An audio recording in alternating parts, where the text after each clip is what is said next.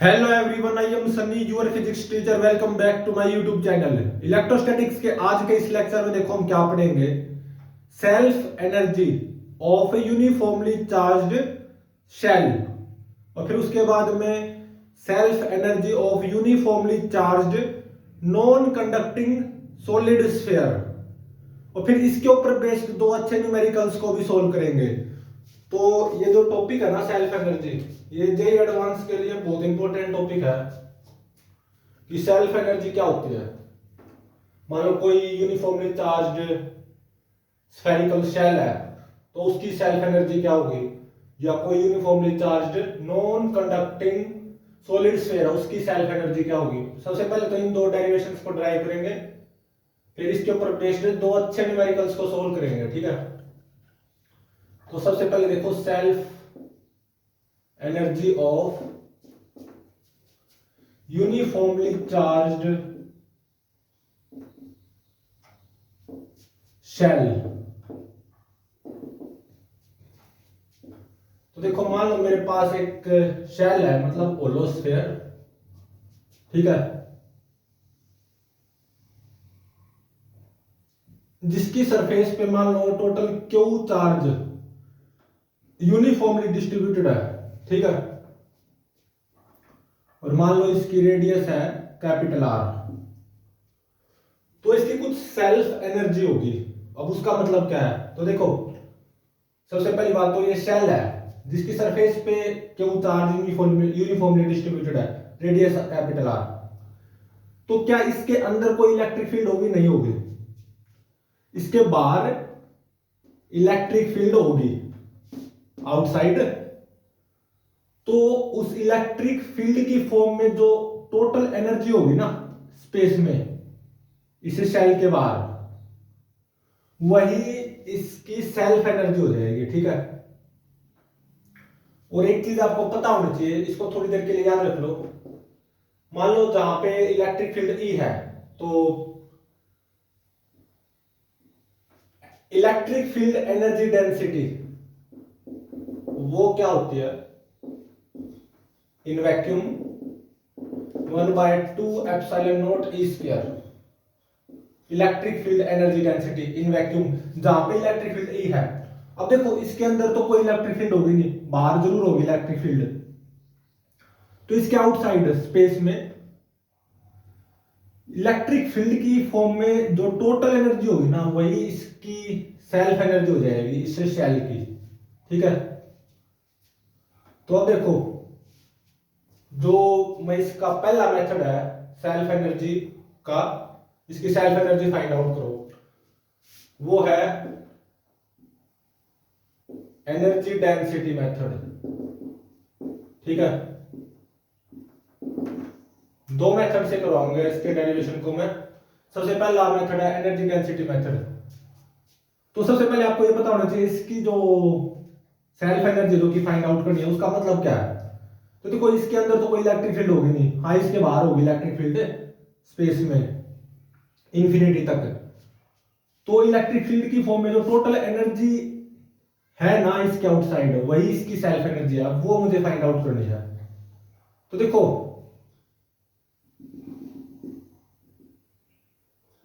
X radius का मैंने ये स्फीयर मान लिया, तो यहां से x डिस्टेंस दूर इलेक्ट्रिक फील्ड का magnitude due to this uniformly charged shell E, वो क्या आएगी Q बाय में 4 pi epsilon naught x square. सही बात है, यहां से x डिस्टेंस दूर इस स्फीयर पे हर जगह पे इलेक्ट्रिक फील्ड का मैग्नीट्यूड ये आएगा ना, हाँ डायरेक्शन अवे फ्रॉम सेंटर आएगी। तो इसका मतलब इस डॉटेड स्फीयर के हर जगह पे जो इलेक्ट्रिक फील्ड एनर्जी डेंसिटी होगी ना, वो इतनी होगी 1/2 एप्सिलॉन नॉट दिस ई का स्क्वायर। अब देखो मैं एक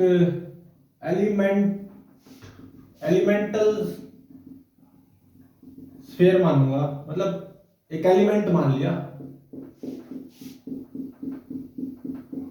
ठीक है,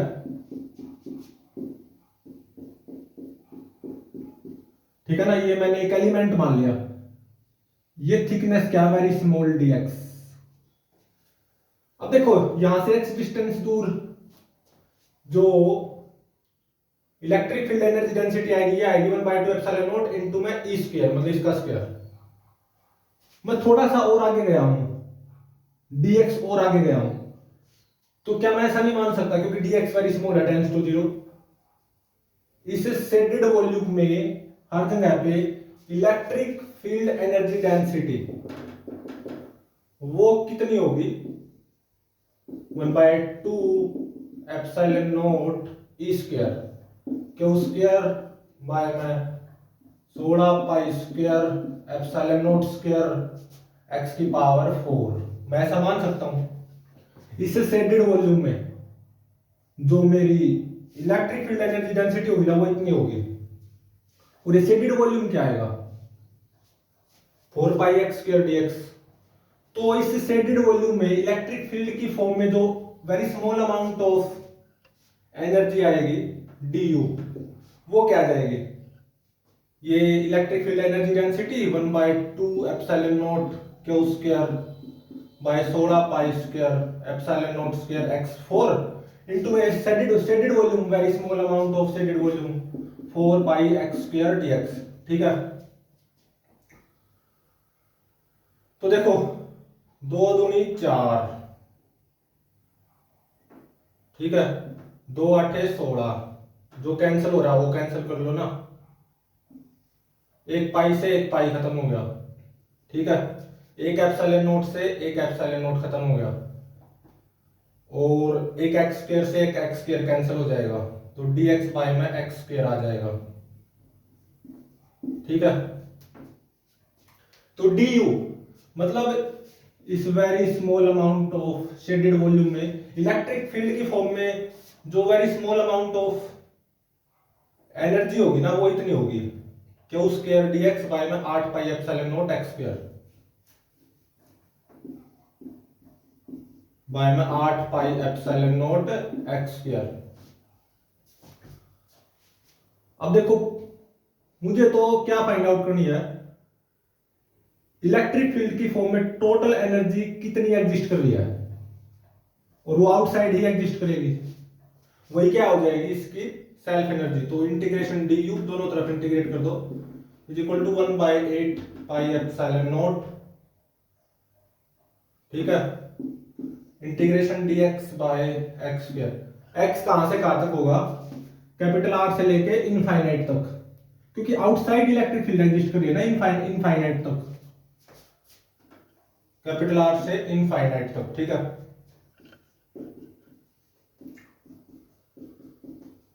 इंटीग्रेशन को सोल्व करो, x की पावर -2 प्लस 1 x की पावर -1, तो 1/x, और -1 डिवाइड में भी आ जाएगा, तो ये ऐसे हो जाएगा, lower limit r upper limit infinite. इस माइनस को हटाऊंगा तो लिमिट्स इंटरचेंज हो जाएगी, upper limit r lower limit infinite. ठीक है, upper limit minus lower limit कर दो अब तो बस, क्यू स्क्वायर बाय में 2 इंटू में 4 पाई एप्सिलॉन नॉट, इसको ऐसे लिख सकता हूं, इंटू में 1/r।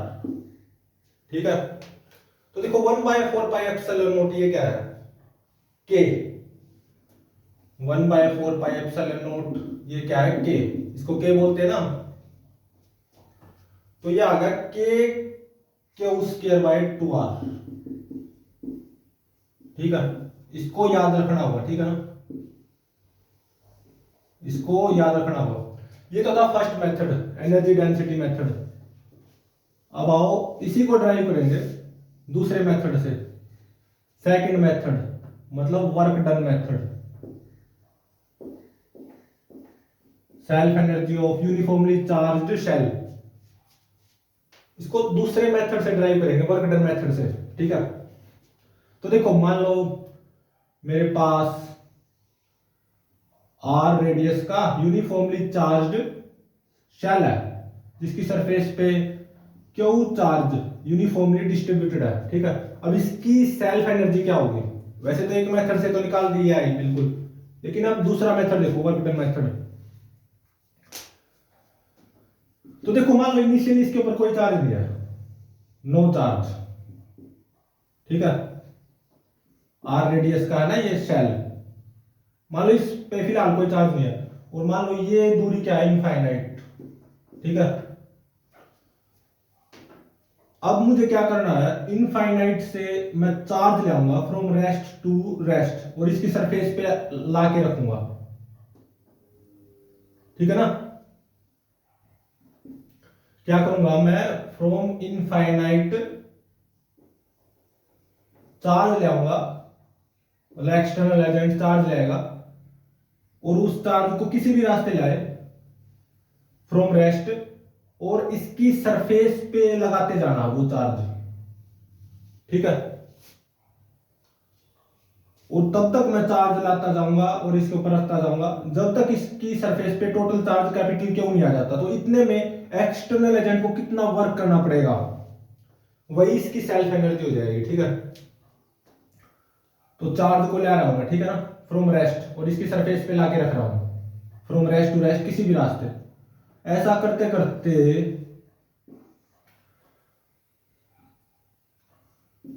मान लो एक ऐसी स्टेज आई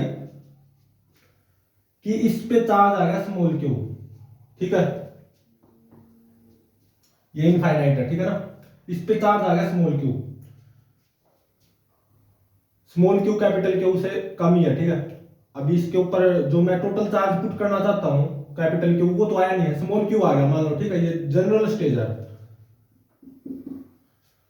अब इससे आगे वाली स्टेज क्या होगी, मैं इनफाइनाइट से ही फ्रॉम रेस्ट एक डी क्यू चार्ज ले आऊंगा किसी भी रास्ते, और इसकी सरफेस पे रख दूंगा डी क्यू, ठीक है, फ्रॉम रेस्ट टू रेस्ट।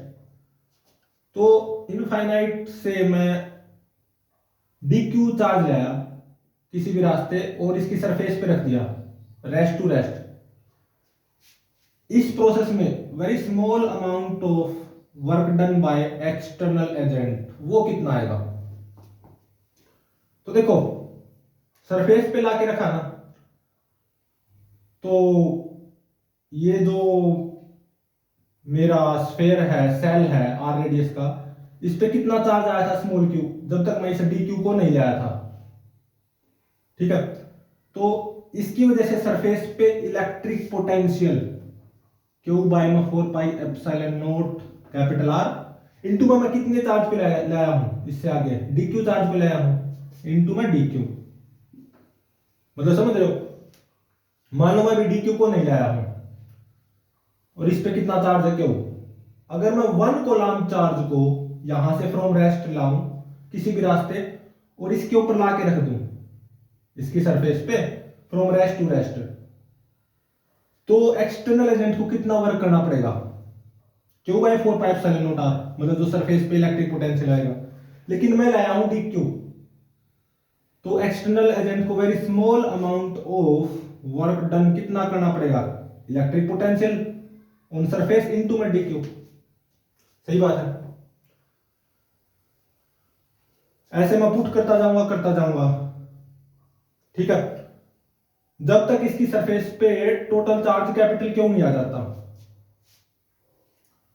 तो दोनों तरफ इंटीग्रेट कर दो, integration d W external is equal to W external is equal to 1 by 4 pi epsilon naught R integration Q d Q. Initially इसके ऊपर कोई चार्ज नहीं था, क्यू स्मॉल क्यू क्या था, 0, और मैं इनफाइनाइट से फ्रॉम रेस्ट किसी भी रास्ते इसके ऊपर चार्ज ले आया और इसकी सरफेस पे रखता गया, मतलब इस पे चार्ज बढ़ता गया, ऐसा मैं करता गया, इनफाइनाइट से चार्जेस को ले आया फ्रॉम रेस्ट किसी भी रास्ते इसकी सरफेस पे रखता गया, तो इस पे चार्ज बढ़ता गया। तो ये चार्ज बढ़ता बढ़ता जब कैपिटल क्यू हो जाएगा, इतने में एक्सटर्नल एजेंट ने टोटल कितना वर्क किया होगा, डब्ल्यू एक्सटर्नल, वही इसकी सेल्फ एनर्जी एक तरह से, और ये आ जाएगी यहां से, इंटीग्रेट कर दो ना, ये आ जाएगी के क्यू स्क्वायर बाय में 2r, के capital Q square by 2r, इसको इंटीग्रेशन करने के बाद में, ठीक है, यही आ जाएगा, वेयर के इज 1/4 पाई एप्सिलॉन नॉट। तो ये है सेल्फ एनर्जी किसकी, यूनिफॉर्मली चार्ज सेल की, जिसमें टोटल चार्ज कैपिटल Q है और रेडियस उसकी कैपिटल R, उसकी सेल्फ एनर्जी भी है एक तरह से, और वो कितनी है, के capital Q square by 2r। दो मेथड से मैंने इसको निकाला, ड्राइव किया, ठीक है। तो इसको आपको याद रखना होगा, self energy of uniformly charge shell, जिस सेल की रेडियस कैपिटल R और उस पे capital Q charge uniformly distributed है, तो उस सेल की सेल्फ एनर्जी कितनी आएगी, के capital Q square by 2r, ठीक है। अब देखो self energy of uniformly charged non conducting solid sphere, ठीक है।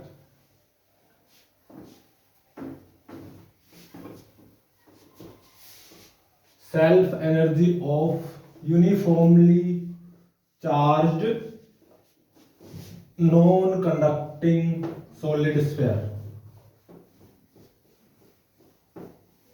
अब इसकी सेल्फ एनर्जी फाइंड आउट करेंगे, self energy of uniformly charged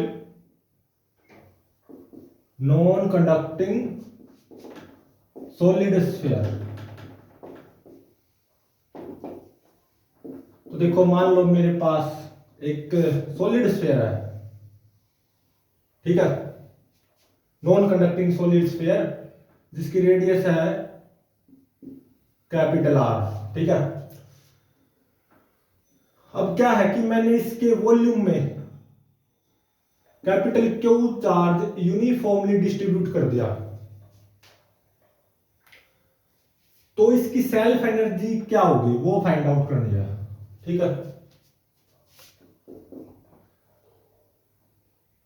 तो देखो एक चीज का हमें पता है कि इलेक्ट्रिक फील्ड एनर्जी डेंसिटी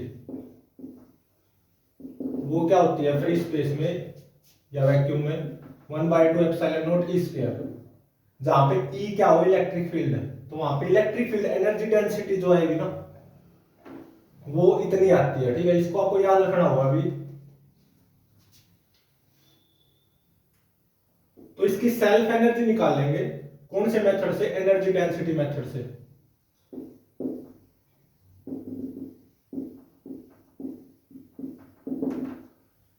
तो देखो ये non conducting uniformly charge solid sphere है, इसके वॉल्यूम में capital Q charge uniformly distributed है, तो इसके अंदर भी आएगी इलेक्ट्रिक फील्ड और बाहर तो आएगी। तो अंदर और बाहर टोटल मिला के इलेक्ट्रिक फील्ड की फॉर्म में टोटल कितनी एनर्जी एग्जिस्ट कर रही है, वही क्या है इसकी सेल्फ एनर्जी, ठीक है।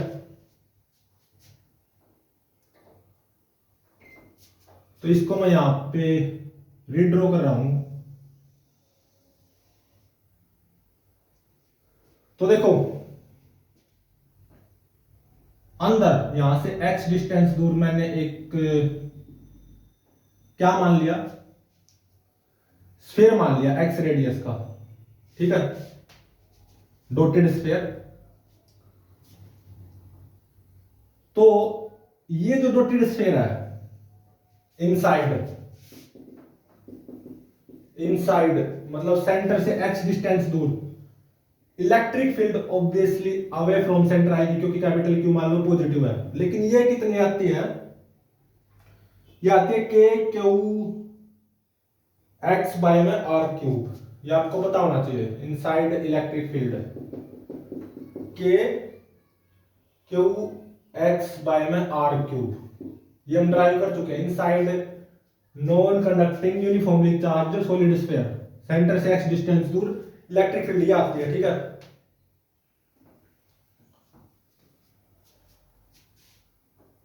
और देखो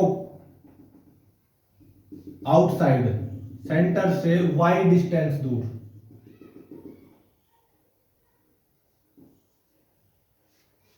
आउटसाइड सेंटर से y डिस्टेंस दूर, मतलब y क्या है यहां पे कैपिटल R से ज्यादा है। इलेक्ट्रिक फील्ड क्या आएगी, अगर कैपिटल Q पॉजिटिव है तो सीधी बात है अवे फ्रॉम सेंटर आएगी, लेकिन इलेक्ट्रिक फील्ड का मैग्नीट्यूड कितना आएगा, के क्यू बाय में वाई स्क्वायर, ऑब्वियसली। ठीक है, तो एक बात यहां पे देखो गौर करने लायक है, inside as well as outside electric field exist कर रही है। ठीक है, तो ये जो अंदर और बाहर जो इलेक्ट्रिक फील्ड एग्जिस्ट कर रही है, इलेक्ट्रिक फील्ड की फॉर्म में टोटल कितनी एनर्जी यहां पे फ्री स्पेस में एग्जिस्ट कर रही होगी, वही क्या होगी इसकी सेल्फ एनर्जी, वही फाइंड आउट करने जा रहे हैं अभी हम। तो पहले हम इनसाइड फाइंड आउट कर रहे हैं। ठीक है, तो देखो मैंने एक एलिमेंट मान लिया, एलिमेंटल शेल ऐसा आप बोल सकते हो। ठीक है, थिकनेस कितनी है, वेरी स्मॉल dx। तो ये जो एलिमेंट है, ये जो शेडेड वॉल्यूम है, इसमें जो इलेक्ट्रिक फील्ड की फॉर्म में very small amount of energy du inside, वो जो एग्जिस्ट करेगी वो कितनी होगी। देखो इस शेडेड पोर्शन में इलेक्ट्रिक फील्ड एनर्जी डेंसिटी वो कितनी होगी, 1/2 एप्सिलॉन नॉट इंटू में इसका square, K Q x bye में आर क्यूब का स्क्वायर। सही बात है, इस शेडेड वॉल्यूम में इलेक्ट्रिक फील्ड एनर्जी डेंसिटी ये होगी, और इनटू में ये शेडेड वॉल्यूम कर दूंगा, तो इस शेडेड वॉल्यूम में इलेक्ट्रिक फील्ड की फॉर्म में very small amount of energy du inside आ जाएगी ना, तो इनटू में ये शेडेड वॉल्यूम कर दो 4 पाई एक्स स्क्वायर dx। ठीक है, तो इसको यहीं पे खोल लो, स्क्वायर को के स्क्वायर हो जाएगा, क्यू स्क्वायर हो जाएगा, एक्स स्क्वायर हो जाएगा, आर की पावर 6 हो जाएगा। ठीक है, ठीक है ना। और इस 4 पाई को आगे ले आओ, तो देखो 4 पाई एप्सिलॉन नॉट वो क्या हो जाएगा 1/k, क्योंकि k क्या होता है 1/4 पाई एप्सिलॉन नॉट। तो 4 पाई एप्सिलॉन नॉट को क्या लिख सकता हूं मैं 1/k, तो मतलब एक तरह से 1/2k आ गया। सही बात है, अब एक k से k कैंसिल हो गया। सही बात है, x square into x square x की पावर 4 हो गया, बिल्कुल सही है। ठीक है ना, और देखो कुछ कैंसिल हो रहा हो तो और कुछ नहीं हो रहा, तो ये क्या बच गया के क्यू स्क्वायर बाय में 2r6 एक्स की पावर 4 dx, के क्यू स्क्वायर बाय में 2r की पावर 6, के क्यू स्क्वायर बाय में 2r की पावर 6 इंटू में दिस x की पावर 4 dx। अब देखो मुझे x 0 से लेके कैपिटल R मतलब इनसाइड जो इलेक्ट्रिक फील्ड की फॉर्म में जो एनर्जी एग्जिस्ट कर रही होगी वो निकालनी है, मतलब u इनसाइड, तो दोनों तरफ इंटीग्रेट कर दो, du inside is equal to u inside K Q square by में 2r6 इंटीग्रेशन x की पावर 4 dx। x कहां से कहां तक वैल्यू करेगा, इनसाइड 0 से लेके कैपिटल R तक। ठीक है,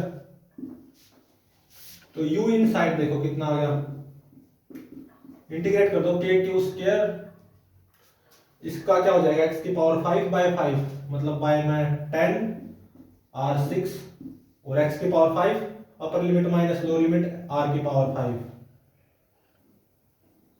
तो यहां पे r बच गया। तो इसके अंदर अंदर अंदर की बात कर रहा हूं मैं, इलेक्ट्रिक फील्ड की फॉर्म में केवल इसके अंदर कितनी एनर्जी एक तरह से एग्जिस्ट कर रही होगी, के क्यू स्क्वायर बाय 10r। अब आ जाओ आउटसाइड, मतलब कैपिटल R से लेके इनफाइनाइट आउटसाइड भी होगी इलेक्ट्रिक फील्ड, तो आउटसाइड इलेक्ट्रिक फील्ड की फॉर्म में जो एनर्जी एग्जिस्ट कर रही होगी अब वो निकालते हैं u आउटसाइड।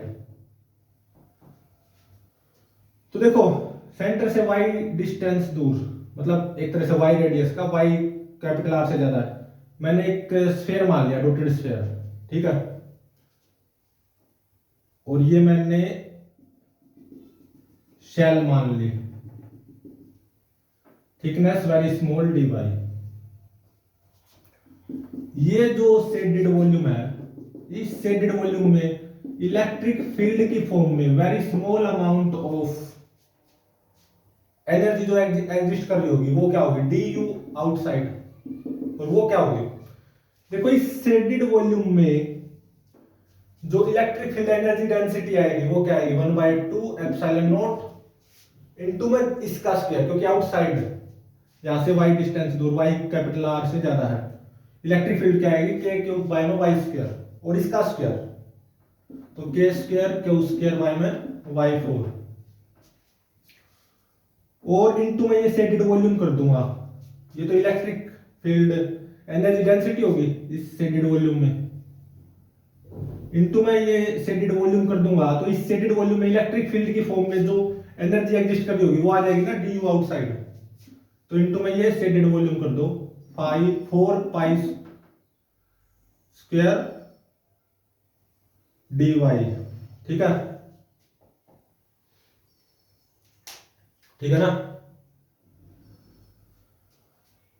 तो देखो क्या कैंसिल हो रहा है,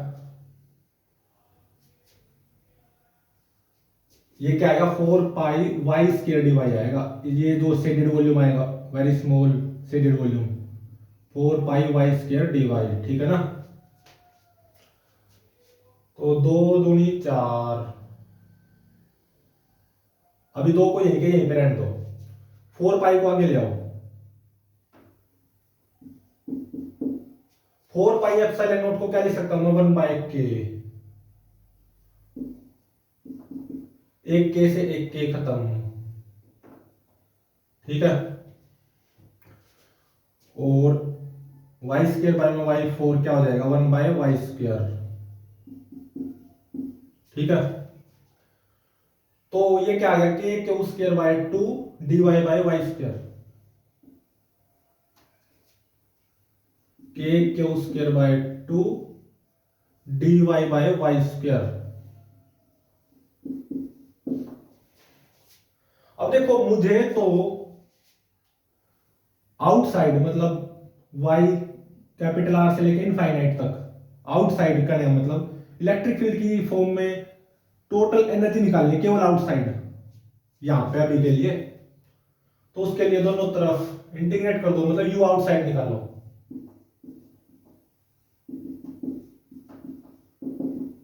is equal to K Q square by में 2 integration d y by Y square. Outside के लिए y की लिमिट्स क्या होंगी, कैपिटल आर से लेकर इनफाइनाइट तक, क्योंकि आउटसाइड इलेक्ट्रिक फील्ड इनफाइनाइट तक एग्जिस्ट करेगी ना। तो यू आउटसाइड देखो कितना आ गया, -k क्यू स्क्वायर बाय में 2 1/y, lower limit r upper limit infinite, minus को हटा दूंगा तो लिमिट्स एक्सचेंज हो जाएंगी, यहाँ पे कैपिटल R यहाँ पे इनफाइनाइट। तो ये आ जाएगा k क्यू स्क्वायर बाय में 2r, ठीक है। तो ये जो uniformly charge non conducting solid sphere है, इसकी जो सेल्फ एनर्जी होगी U, वो क्या हो जाएगी, U inside plus U outside. मतलब इसके अंदर इलेक्ट्रिक फील्ड की फॉर्म में कितनी एनर्जी एग्जिस्ट कर रही है, इतनी, और इसके बाहर इलेक्ट्रिक फील्ड की फॉर्म में एनर्जी इतनी एग्जिस्ट कर रही है। तो इसकी सेल्फ एनर्जी क्या हो जाएगी, U inside plus U outside. तो यहां पे k Q square bye r को कॉमन ले लो, तो 1/2 प्लस 1/10, 10 प्लस 2 12 बाय में 2 इंटू में 10 के क्यू स्क्वायर बाय r, ठीक है। तो 2 6 के 12, ठीक है, 2 3 6 2 5 10, तो ये आ गया 3/5 के क्यू स्क्वायर बाय r, 3/5 के क्यू स्क्वायर बाय r। इसको याद रखना, ठीक है। Self energy of uniformly charged non conducting solid sphere ये होगी। अब इसका जो दूसरा मेथड है ना, वर्कर मेथड, उससे मैं इसको ड्राइव नहीं करवा रहा हूँ क्योंकि उससे काफी डिफिकल्ट पड़ेगा। हमें तो सेल्फ एनर्जी निकालनी थी ना इसकी, किसकी, uniformly charge non conducting solid sphere की, वो हमने निकाल दी। तो दोनों डेरिवेशंस को हम ड्राइव कर चुके हैं।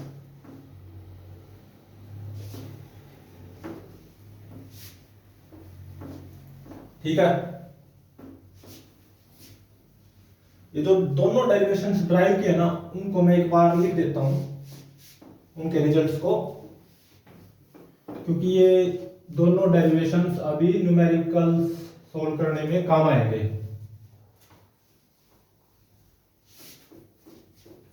दोनों डेरिवेशंस के रिजल्ट्स अभी हम जो दो न्यूमेरिकल सोल्व करेंगे उसको सोल्व करने में काम आएंगे। ठीक है,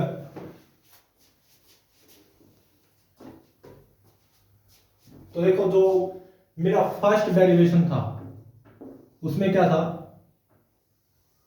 एक शेल थी आर रेडियस जिसकी सरफेस पे क्यू चार्ज यूनिफॉर्मली डिस्ट्रीब्यूटेड था।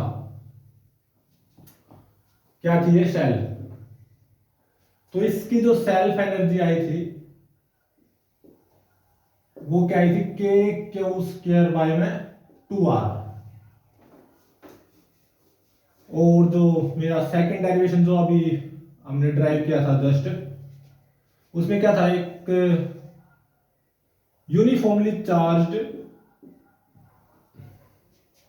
नॉन कंडक्टिंग सॉलिड स्फीयर था, नॉन कंडक्टिंग सॉलिड स्फीयर जिसके वॉल्यूम में क्यू चार्ज यूनिफॉर्मली डिस्ट्रीब्यूटेड था। ठीक है,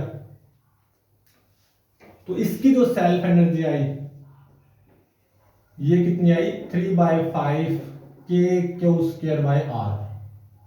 अब इन दोनों का यूज होगा, ठीक है ना, इसका और इसका, इन दोनों रिजल्ट्स का। अभी जो हम न्यूमेरिकल्स को सोल्व करेंगे ना,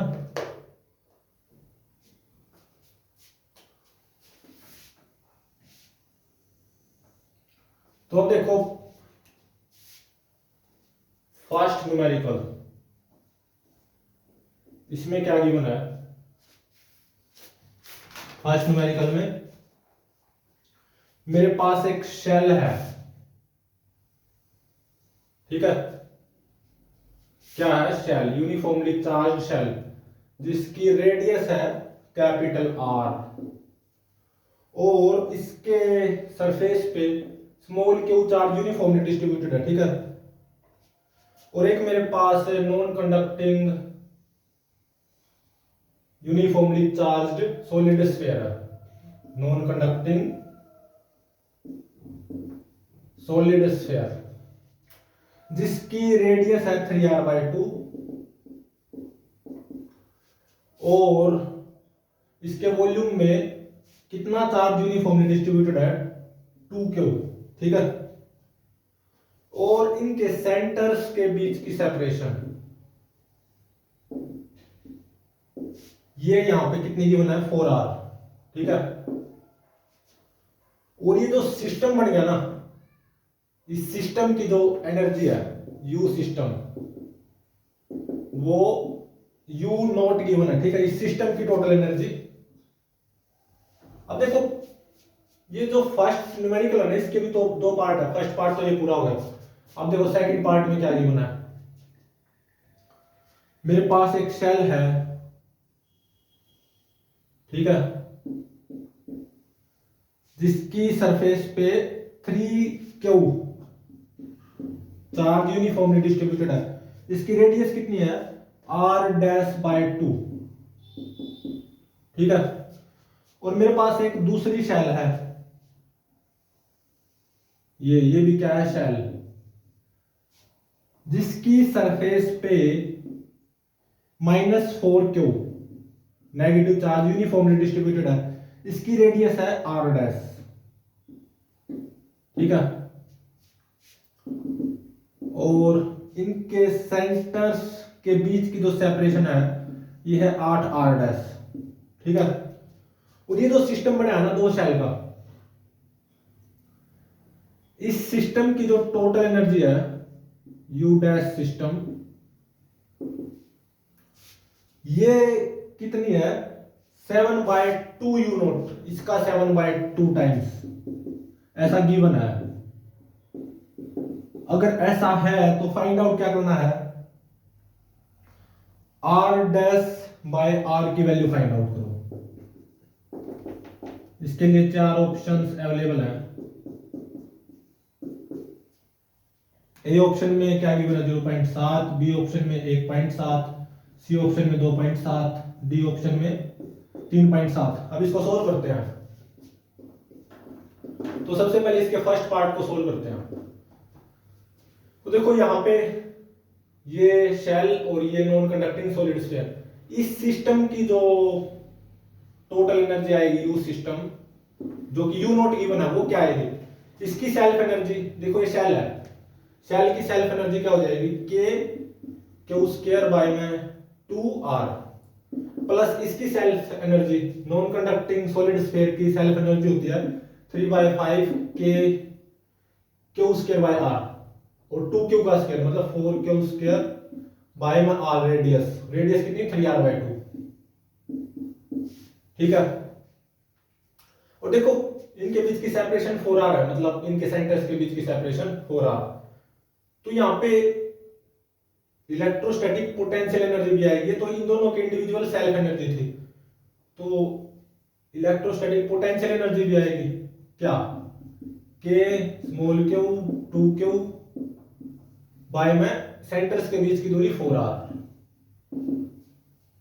और ये यू नोट मतलब इस सिस्टम की टोटल एनर्जी ये आ जाएगी 2.6 के क्यू स्क्वायर बाय में r, इतनी आ जाएगी, ठीक है। इसको अच्छे से सोल्व करोगे। अब आओ सेकंड पार्ट में, इसमें एक शेल है और ये दूसरी भी शेल है। ये जो सिस्टम है दो शेल का, इस सिस्टम की जो total energy you dash system, ये कितनी गिवन है 7/2 टाइम्स ऑफ यू नॉट, 2.6 के क्यू स्क्वायर बाय में r, और ये हो क्या जाएगी, इसकी सेल्फ एनर्जी प्लस इसकी self energy plus electrostatic potential energy, इसकी सेल्फ एनर्जी क्या आएगी यूजिंग दैट फॉर्मूला सेल के लिए, के 3q का स्क्वायर मतलब 9q स्क्वायर बाय में 2, रेडियस कितनी r डैश बाय 2, तो 2 ऊपर पहुंच गया, प्लस इसकी सेल्फ एनर्जी, शेल है ना ये भी, यही फॉर्मूला यूज करेंगे, के क्यू स्क्वायर मतलब 4q का स्क्वायर मतलब 16q स्क्वायर बाय में 2, रेडियस r डैश, ये तो इन दोनों की सेल्फ एनर्जी। अब इनकी इलेक्ट्रोस्टैटिक पोटेंशियल एनर्जी भी आएगी, वो क्या आएगी, के बेसिक फॉर्मूला जो होता है 3q माइनस 4q बाय में इनके बीच की सेंटर्स के बीच की सेपरेशन 8r डैश, ठीक है।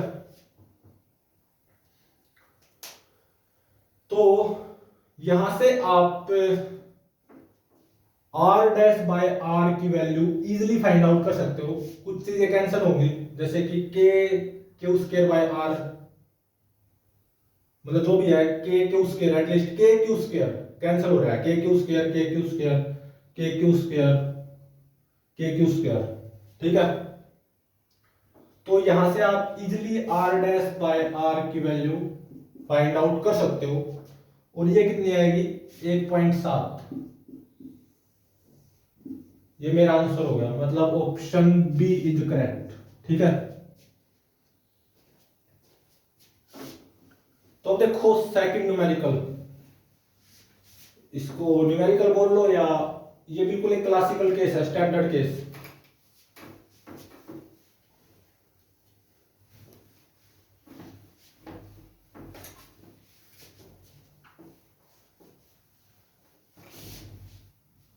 तो सेकंड न्यूमेरिकल बोल दो यार,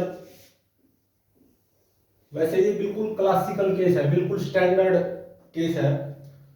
तो इसमें देखो क्या गिवन है, मान लो ये एक कंडक्टिंग स्फीयर है, ठीक है। कितनी रेडियस का, रेडियस है R1, और इसके अंदर Q1 चार्ज मैंने पुट कर दिया, तो वो सीधी सी बात है सरफेस पे आ जाएगा, क्योंकि कंडक्टिंग स्फीयर है ना, तो सरफेस पे आ जाएगा Q1 चार्ज, यूनिफॉर्मली डिस्ट्रीब्यूट हो जाएगा बिल्कुल। एक दूसरा कंडक्टिंग स्फीयर है,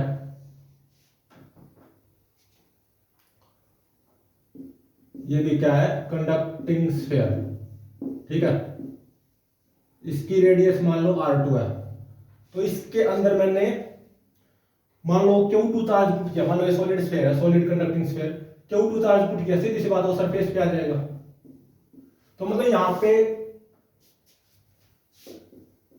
ये शेल की तरह बिहेव करेगा, भले ही ये सॉलिड स्फीयर हो लेकिन कंडक्टिंग है ना, तो चार्ज सरफेस पे आ जाएगा सारा का सारा। ऐसे ही भले ही ये सॉलिड स्फीयर हो लेकिन कंडक्टिंग है ना, तो सारा का सारा चार्ज सरफेस पे आ जाएगा।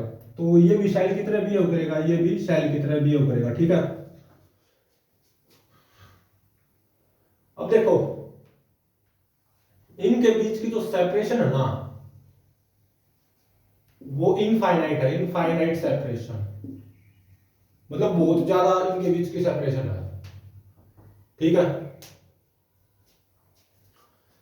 तो देखो इसकी सरफेस का इलेक्ट्रिक पोटेंशियल क्या आएगा, V1 K Q1 by R1, बिल्कुल सही बात है। इसकी सरफेस का electric potential K Q2 by R2, बिल्कुल सही बात है। अब देखो मैंने क्या किया, एक कंडक्टिंग वायर ली और वो कंडक्टिंग वायर इसको यहां पे इसकी सरफेस से बांध दी और इसकी सरफेस से बांध दी, ठीक है। और इनके बीच की सेपरेशन इनफाइनाइट ही रखी, ठीक है ना।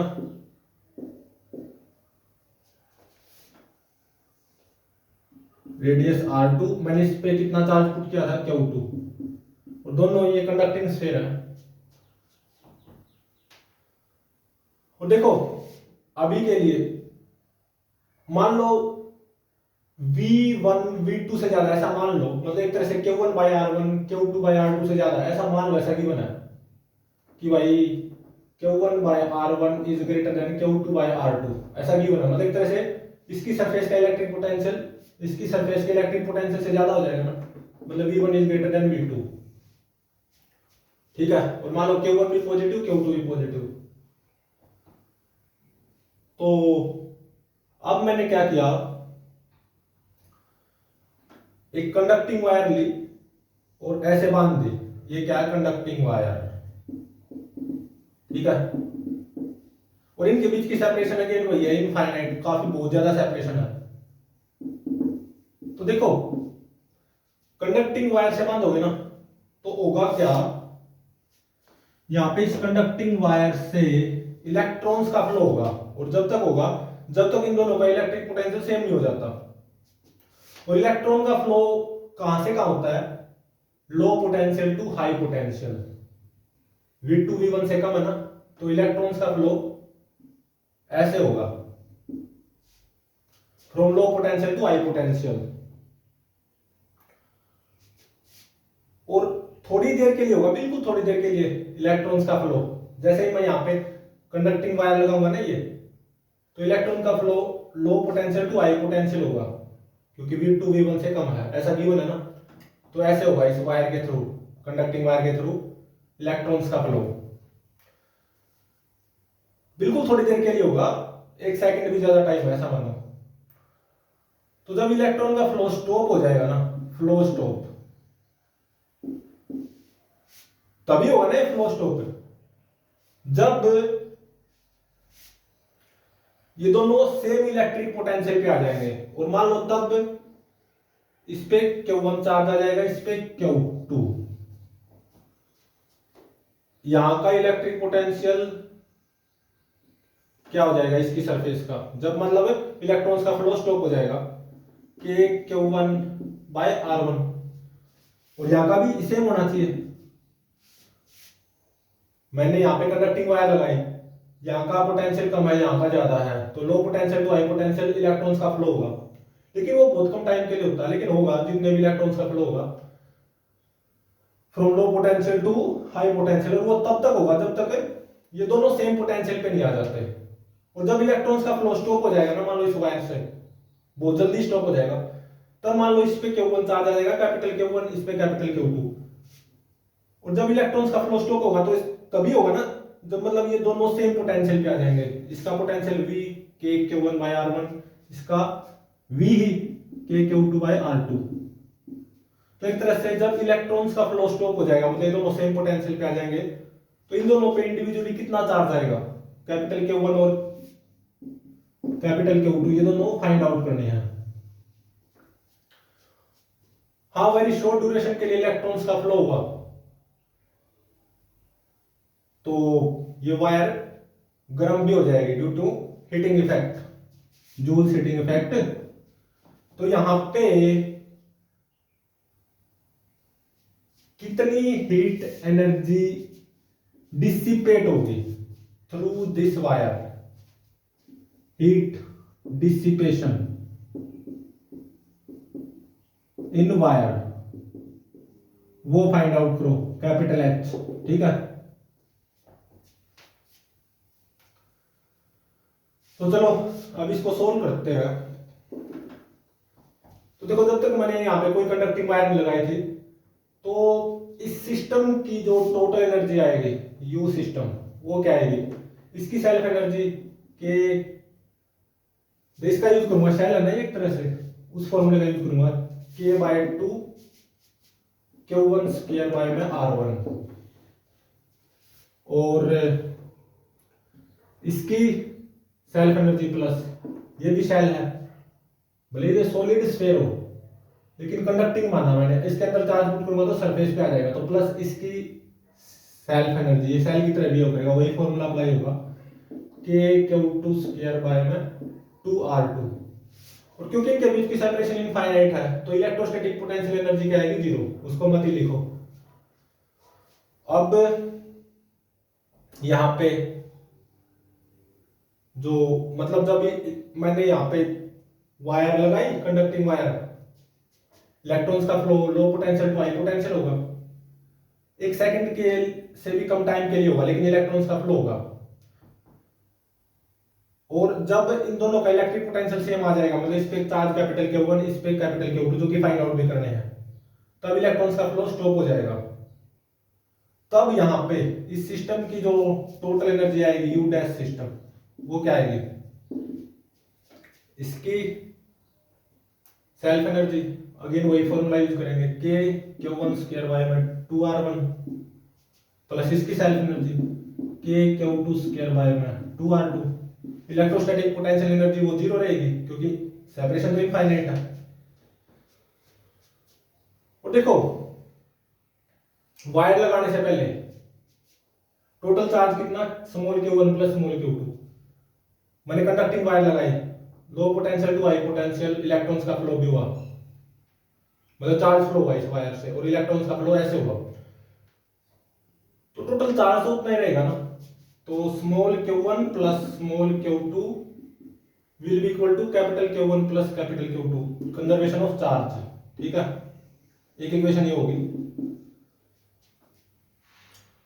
और जब इलेक्ट्रॉन्स का फ्लो स्टॉप हो जाएगा, मतलब जब इस पे कैपिटल Q1 चार्ज आ जाएगा, इस पे कैपिटल Q2 सरफेस पे, इस कंडक्टिंग स्फीयर के सरफेस पे,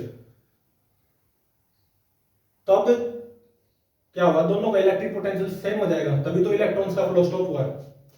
तो इसका मतलब K Q1 by R1 will be equal to K Q2 by R2, K से K cancel, Q1 by R1 is equal to Q2 by R2। Second equation ये आ गई। तो देखो, दो इक्वेशन है, फर्स्ट और सेकंड है, और दो ये नोन है, क्या, कैपिटल Q1 कैपिटल Q2। तो इन दोनों को सोल्व करके आप कैपिटल Q1 और कैपिटल Q2 की वैल्यूज निकाल सकते हो। और ये कितनी आएगी, ये आएगी कैपिटल Q1 की वैल्यू आएगी, इन दोनों को सोल्व करके, दोनों इक्वेशंस को, Q1 प्लस Q2 इंटू में R1 बाय में R1 प्लस R2, और कैपिटल Q2 की Q1 प्लस Q2 इंटू में R2 बाय में R1 प्लस R2। ये दो वैल्यूज निकालनी थी, ये तो निकल गई, कैपिटल Q1 और कैपिटल Q2, मतलब मैंने कंडक्टिंग वायर लगाई, low potential to high potential electrons का फ्लो हुआ, और जब दोनों का इलेक्ट्रिक पोटेंशियल सेम हो गया, मतलब इस पे कैपिटल Q1 चार्ज आएगा, इस पे कैपिटल Q2, इलेक्ट्रॉन्स का फ्लो स्टॉप हो जाएगा वायर में, तो कैपिटल Q1 इतना आएगा, कैपिटल Q2 इतना आएगा, ठीक है। तो for very short duration electrons का फ्लो हुआ है ना, तो ये वायर गर्म भी हुई होगी, मतलब फॉर वेरी शॉर्ट ड्यूरेशन इसमें करंट बढ़ा होगा ना, तो जूल्स हीटिंग इफेक्ट के अकॉर्डिंग कितनी हीट डिसिपेट हुई होगी इस वायर में, कैपिटल H, वो फाइंड आउट करो। तो हीट डिसिपेशन हुई होगी, मतलब energy in the form of heat वो इस वायर में डिसिपेट हुई होगी, कुछ energy in the form of heat, क्योंकि इलेक्ट्रॉन्स का फ्लो हुआ for a very short duration, तो मतलब for a very short duration current बना, इलेक्ट्रॉन की फ्लो के अपोजिट डायरेक्शन में करंट बनता है, तो ये वायर गर्म भी हुई होगी according to Joule's law of heating effect. तो ये कंडक्टिंग वायर लगाने से ऐसे इलेक्ट्रॉन्स का फ्लो होगा और current for a very short duration ऐसे बनेगा, तो कुछ ना कुछ थोड़ी बहुत एनर्जी हीट की फॉर्म में भी डिसिपेट होगी इन दिस वायर। वो कितनी होगी, देखो इनिशियल एनर्जी ऑफ सिस्टम ये, और फाइनल एनर्जी ऑफ सिस्टम मतलब जब इलेक्ट्रॉन्स का फ्लो स्टॉप हो जाता है ये, तो U इनिशियल ऑफ सिस्टम वो U final of system, U dash of system से ज्यादा नहीं होगी, मतलब U सिस्टम क्या आएगा, U dash system plus H, तो H क्या आ जाएगा, U system minus U dash system, ठीक है।